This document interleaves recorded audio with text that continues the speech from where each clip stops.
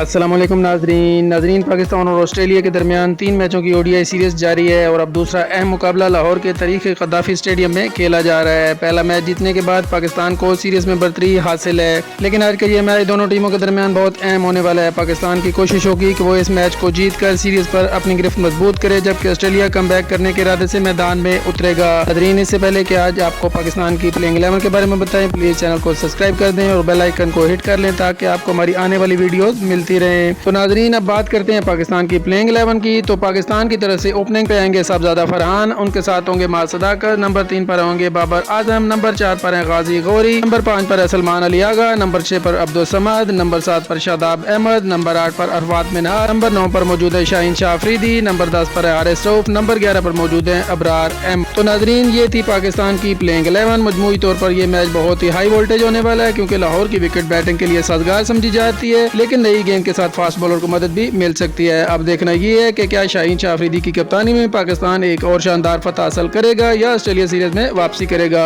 اپنی قیمتی رائے کا اظہار کمنٹ سیکشن میں ضرور کیجیے گا۔ اگر ویڈیو پسند آئے تو شیئر کریں، لائک کریں اور چینل کو سبسکرائب کریں تاکہ آپ کو ہماری آنے والی ویڈیوز ملتی رہیں۔ اگلی ویڈیو تک کے لیے خدا حافظ۔